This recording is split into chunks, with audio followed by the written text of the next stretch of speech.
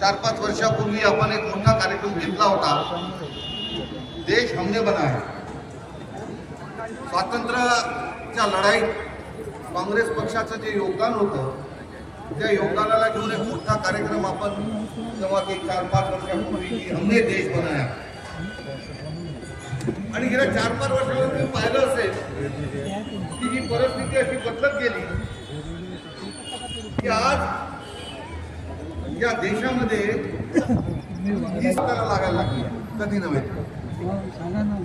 आणि याच्यासाठी आपले नेते राहुलजी गांधी यांनी जे श्रम घेतले, परिश्रम घेतले, ते खरंच वाखाणण्याजोगे आहे।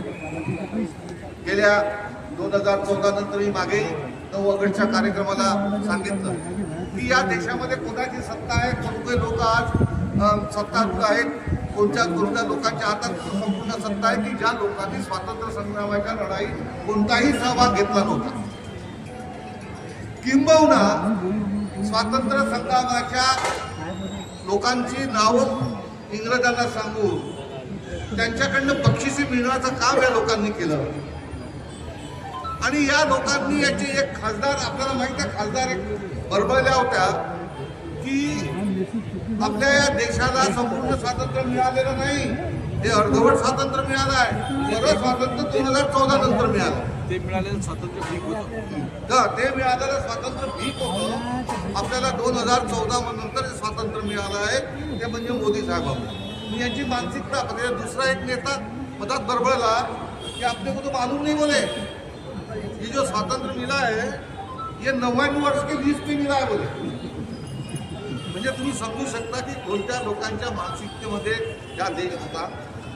फक्त धर्माच्या नावावर लोकांना एकमेकांच्या समोर उभं करायचं आणि या देशावर राज्य करायचं। पण हळूहळू जे अयोध्येमध्ये घडलं, जे जंतर मंतरवर घडलं, या सगळ्या गोष्टीच्या घटनेचा तुम्हाला जर लक्षात आलं असेल की हळूहळू या जिल्ह्याच्या आपल्या या देशाचं वातावरण बदलत आहे।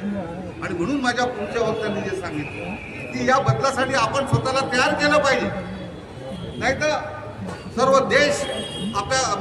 देशामध्ये काँग्रेस पक्षाचं चांगलं वातावरण राहील आणि आपल्यामध्ये मात्र तेच आपसामध्ये मतभेद राहतील, ज्याचा उल्लेख दिला दोन्ही केला। पण मी अत्यंत प्रामाणिकपणे सांगतो की बबलू शेखावत यांच्या नेतृत्वाखाली अमरावती शहराच्या काँग्रेसमध्ये कुठेही मला सगळ्यांना समाविष्ट करून, सगळ्यांना मान सन्मान, आजही त्यांनी सगळ्यांना स्वतः फोन करून बोलवून दिलं। त्यामुळे तुम्ही पाहिलं तर म्हणजे सत्तारूढ पक्षामध्ये असताना भारतीय जनता पक्षामध्ये काय वादविवाद होत राहिलेत आणि काय प्रकारचे कपडे फाडून राहिले आपण पाहिलं। पण ते आपल्या पक्षामध्ये आपलं नाही, कारण की मला असं वाटतं एक अत्यंत समजूतदार नेतृत्व आपल्याला सर्वांना मिळालेलं आहे। येणारा काळ हा काँग्रेस पक्षाचा आहे, याच्याविषयी मला मनात कोणतीही दुविधा नाही।